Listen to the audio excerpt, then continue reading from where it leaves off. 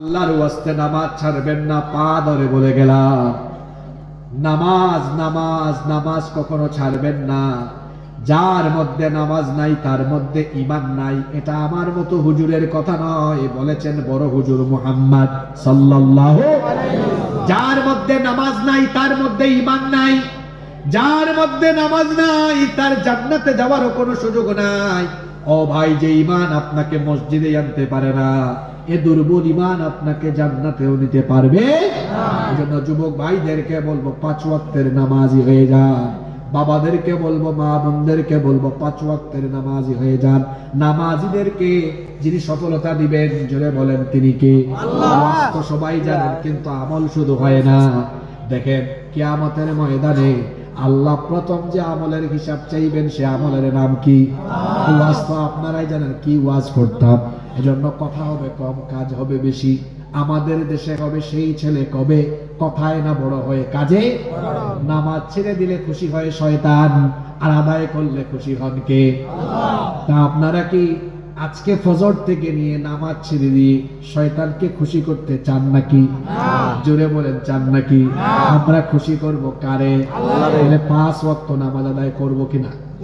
রাজি আছেন? ইনশাআল্লাহ। নামাজ, অন্যান্য মৌলিক ফরজ আমলগুলো, ফরজ ইবাদতগুলো, আব্বা আম্মার খেদমত, বান্দার হক, মানুষের হক যথাযথভাবে আদায় করা। এই লোকগুলো যখন কবরের মধ্যে চলে যাবে, এই নেককার লোকেরা কবরের মধ্যে 10টা নেয়ামত পাবে। নাম্বার 1, 1 নাম্বার, কবরের 3টা সওয়াল, 3টা প্রশ্নের জবাব সে দিয়ে দিতে পারবে। সুবহানাল্লাহ। ফেরেশতা এসে বলবে, মার রব্বুকা, তোমার রব কে? সে তখন বলবে, রব্বি আল্লাহ, আমার রব হলেন আল্লাহ। ফেরেশতা বলবে, মা দীনুকা, তোমার দিন কি? সে বলবে, দীনি আল ইসলাম। ফেরেশতা বলবে, মা হাযার রাজুলু আল্লাযী বুইসা ফীকুম, আল্লাহর রাসূলের চেহারা মুবারক দেখা বলা হবে, উনাকে কি চিনো নাকি, যাকে তোমাদের জন্য পাঠানো হয়েছিল? তখন বলবে, কেন চিনব না, সারাটা জীবন এই নবীকে আমি অনুসরণ করলাম। হাদা নবিয়ুনা মুহাম্মাদুর রাসূলুল্লাহ সাল্লাল্লাহু আলাইহি ওয়াসাল্লাম। নেককার লোকেরা 3টা প্রশ্নের জবাব যখন দিয়ে দিবে, গায়েব থেকে আওয়াজ আসবে, আল্লাহ তখন বলবেন, আন সাদাকা আব্দি, আমার বান্দা সত্য কথা বলেছে। এবার 2 নাম্বার যে সুসংবাদ এবং নিয়ামত তাকে দেওয়া হবে, আল্লাহ বলবেন, আমার বান্দা সে বড় নেককার মানুষ, দিনদার মানুষ। তাকে তার সাথীরা, পৃথিবীর মানুষেরা তাকে মাটির বিছানায় শুইয়ে গিয়েছে। ও আমার ফেরেশতারা, আমার এই নেককার বান্দার কবর, তার এই কবরের মধ্যে মাটির বিছানা আর রেখো না, ফাআফরিশুহু মিনাল জান্নাহ, তার কবরের মধ্যে জান্নাতের বিছানা বিছায়া দাও। 3 নম্বর, আল্লাহ বলবেন, ও ফেরেশতারা, এই নেককার বান্দাকে 3 নাম্বার যে নিয়ামত এবং সুসংবাদ দিবে, সেটা হলো ওয়া আলবিসুহু মিনাল জান্নাহ।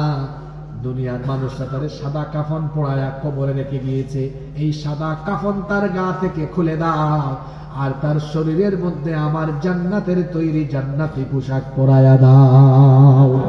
4 নাম্বার, ওয়াফতাহু লাহু বাবান ইলাল জান্নাহ, জান্নাতের দিক থেকে একটা দুয়ার তার কবরের দিকে খুলে দাও, যাতে করে কবর থেকে সে জান্নাতের নয়নাভিরাম দৃশ্যগুলো দেখতে পারে। সুবহানাল্লাহ। 5 নাম্বার, আল্লাহ তাআলা বলবেন, ফেরেশতারা জান্নাতের সুগন্ধ, জান্নাতের পবিত্র সুগন্ধি তার কবরের দিকে দিয়ে দাও, যাতে তার গোটা কবরটা সুগন্ধে যুক্ত হয়ে যায়। 6 নম্বর নিয়ামত হলো, মাত্র 3.5 হাত তার কবর, ছোট্ট জায়গায় থাকবে কেমনে? দুনিয়াতে 180, 200 স্কয়ার ফিট, 250, 300 স্কয়ার ফিটের 15 বাই 15, 20 বাই 20 এত বড় বড় বেডরুমে থেকেছে, এখন রেখে গিয়েছে 3.5 হাত কবরে। আমার এই নেককার দিনদার বান্দার কবরটাকে এত সংকীর্ণ রেখো না। ওয়ায়ুফসাহু লাহু ফি কবরিহি মাদ্দা বাসারিহি, তার চোখের দৃষ্টি যাবে যতদূর, তার কবরটাকে প্রশস্ত করে দাও ততদূর। সাত নাম্বার তার কবরের মধ্যে ইয়াতিহি রাজুলুন হাসানুল ওয়াজ, সুন্দর চেহারার একজন লোক আসবে, হাসানুত থিয়াব, সুন্দর কাপড় পরিহিত, তাইয়িবুর রিহ, উত্তম সুগন্ধে যুক্ত। এই লোকটা যখন আসবে, কবরে থাকা দিনদার লোকটা, নেককার লোকটা বলে, তুমি আবার কে? তখন সে বলবে, আমার পরিচয় দিচ্ছি পড়ে, আমি এসেছি তোমাকে সুসংবাদ দেওয়ার জন্য। আবশির বিল্লাযী ইয়াসুররুক হাদা ইয়াউমুকাল্লাযী কুনতু তুআদ, সুসংবাদ গ্রহণ করো, যেই দিনের অপেক্ষায় তুমি ছিলে। তখন বলবে, এত সুন্দর চেহারার মানুষ, তুমি এত সুন্দর সুসংবাদ দিয়ে যাচ্ছ, তুমি কে?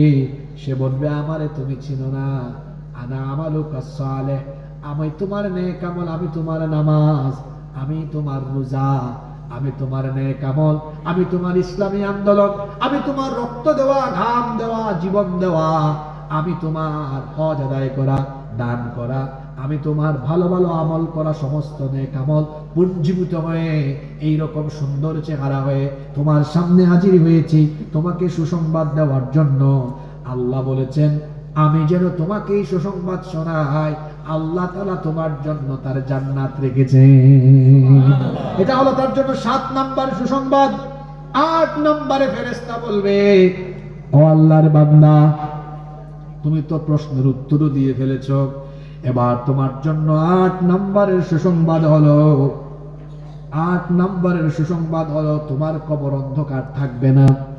আল্লাহর জান্নাতের স্পেশাল নূর দিয়ে তোমার গোটা কবরটাকে মুনাওয়ার করে দেওয়া হবে। 9 নম্বর সুসংবাদ হলো, ফেরেশতা বলবে, নাম কানাউমাতিল আরুস, বিয়ে করার পরে নববধূকে নিয়ে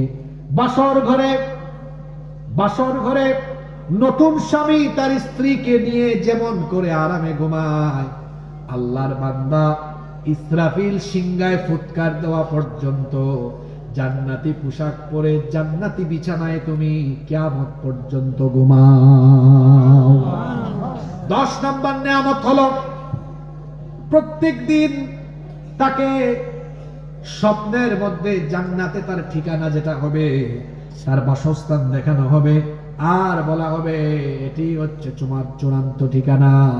মাবুদ গো, ও রব, এই 10টা নিয়ামত তুমি যে নেককারদেরকে দিবে, দিনদারদেরকে দিবে, তোমার সেই সকল নেককার দিনদার বান্দাদের কাতারে দয়া করে আমাদেরকে তুমি শামিল করে দাও, বলে না আমিন।